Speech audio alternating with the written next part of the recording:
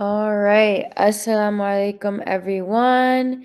Welcome, Muhsin family, to a conversation with Sa'diyya Nesar. She is a longtime friend of Muhsin and, mashallah, a published author of her book, Strength from Within. We're so excited to have her joining us live from Hong Kong. And Sadia, thank you so much. Can you just tell us a little bit about yourself? Walaikum Assalam. Thank you for having me. Um, well, I was born and raised in Hong Kong, so that's literally the opposite side of the globe from Moxon. I was born with muscular myopathy, which means my muscles are weak. It started off as invisible, as in I could walk, but I would walk slowly, or I would need help climbing up the stairs.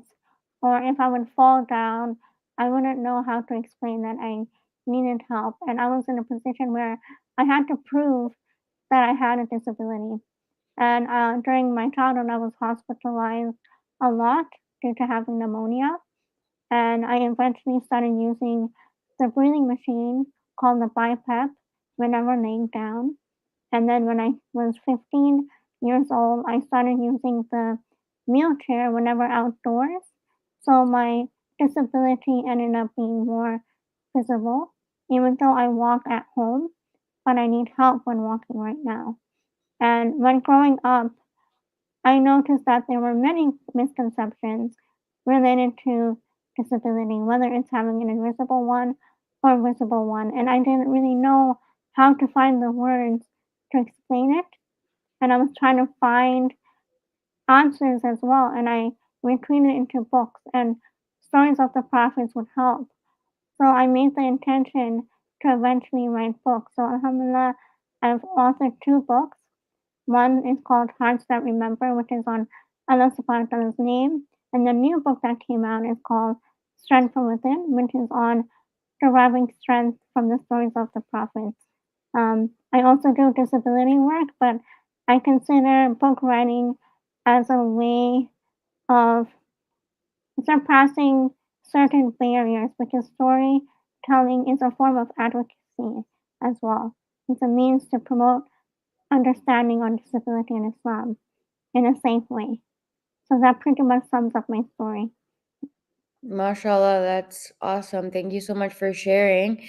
So I know you kind of touched on it, but what was your motivation for writing your most recent book? I know you mentioned that storytelling is the best way to shed light on the topic, but specifically your newest book, what was the motivation for that one? Actually, my newest book was actually the first book I ever wrote because as a child, when hospitalized, I made a prayer to Allah subhanahu wa ta'ala saying that if He let me out of the hospital within a week, oh, and out of Allah subhanahu wa ta'ala's mercy, the next week I ended up going home. So it was this promise was always in the back at the back of my mind to eventually one day write a book on the stories of the prophets. I didn't have a title in mind, but I always had that intention to write about growing up with a disability, to write about Islam and how the stories of the prophets helped me.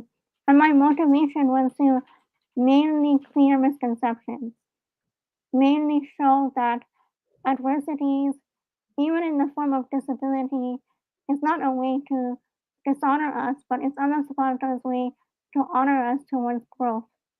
And stories of the prophets show this time and time again that hardships are there to honor us towards growth. And another motivation for writing this book is to comfort parents of children with disabilities. I've dedicated this book to parents of children with disabilities just as a way to kind of, console that even though our community still has a long way to go in understanding disability, but Allah subhanahu wa ta'ala looks after us at the end. Yeah, so that's my motivation. That's awesome, mashallah. And that's such a beautiful dedication as well to give comfort to others, which I think you've definitely done through your writing. Um, so in your book where you share some stories of the prophets that um relate to strength and relate to having a disability, can you give us an example of maybe like a small excerpt that you have from your book?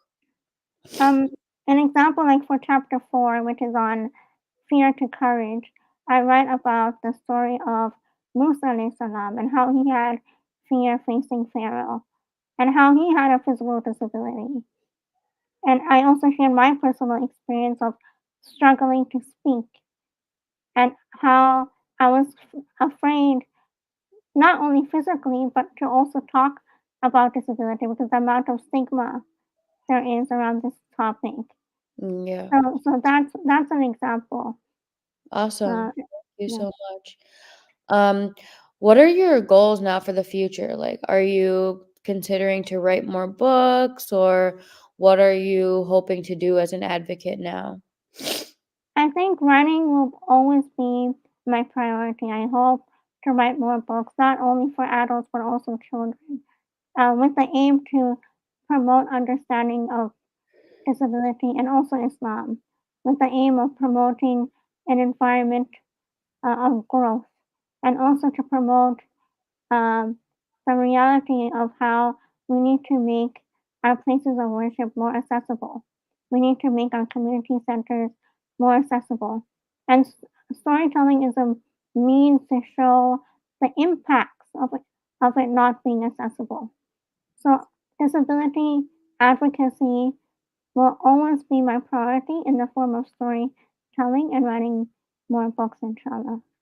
Awesome, inshallah. And we need that voice. Like, our community needs to hear that voice. And on that note, um, as someone who's using their voice to advocate, can you give any advice on finding strength for those that are going through a disability? I tend to remind myself whenever going through a difficulty or even my own disability is to know that I'm not alone. Because when we feel like we are alone, which is very natural to feel, by the way, sometimes I feel that way, it's easier to panic. It's easier to feel like you're in despair and that there's no way out. But when you acknowledge or try to process that you're not alone, then you can find the strength to calm down a little bit and maybe divert your attention to something else.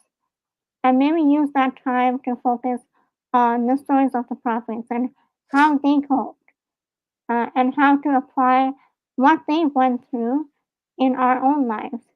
And to remember Allah subhanahu wa ta'ala and His names and apply His attributes in our lives. How we can find strength by calling Him through different ways. And just to know that Allah subhanahu wa ta'ala won't let you down.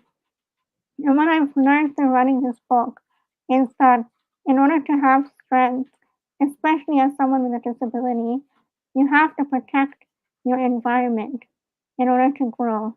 Make sure you're around like minded people who accept you, who understand you, who don't judge you, and be open to different communities. If you don't find some support within your own community when it comes to disability, there's an online community like Muslim. I mean, it's interesting that I'm from Hong Kong, but we're somehow connected, um, even though Muslim is based, on the other side of the world. So just be connected to like-minded people and trust Allah subhanahu wa ta'ala and His timing. And that's how you can find strength. Wow, subhanallah, that's awesome. Like, I Mm. think just like the fact that like the first thing you mentioned was just kind of like being close to the dean. That's the main part that you're going to gain strength from. And that's just beautiful. And then, of course, the people that you surround yourself, whether virtually or in real life, and just like having that community that accepts you. I think that's a really good reminder for everyone that you're truly not alone. Um, and then, as somebody that faces a disability, what do you want the world to know about living with a disability? Well, I hope the world would know that disability is part of the human experience. We will all age. We will all have someone that we love probably go through a disability. It's just part of life's reality. And we all have, as human beings, we all have similar emotions when going through hardships. We feel joy, we feel fear, we feel loss. So it's important to not look at disability as something different or not associated with us, but it is very much part of our lives. And people with disabilities are very much part of the community. And I hope um, people would generally know that no matter the type of disability you have, even if you have a non-verbal disability, all of us understand if we are treated differently. So don't treat anyone with disabilities or anyone in general differently. So true. Thank you for sharing that. And just before we wrap up, I just want to ask you, how can our audience and friends of Muhsin purchase your book and support and just read the beautiful words that you have written? Strength from Within is published under Cube Publishing, so you can buy the book there. But I do have chapter one ready for download on my official website, Sa'diyyaNesar.com. That's for free. And also my other book is there as well under Iman. But if you type Cube Publishing, you can find it, inshallah. Awesome. Jazakallah khair. Thank you so much for taking time to have this session for our Muhsin audience. I know it's late by you, so we really appreciate that you came on and shared all of the information and just your perspective. Mashallah is so amazing. And definitely, we will continue to share your book with the audience. And looking forward to working with you again in the future, inshallah. Jazakallah khair for having me, and it's wonderful talking to you again and working together. I look forward to that in the future, Of inshallah. course. Thank Mhm. you. Assalamu alaikum. Mhm. Mhm.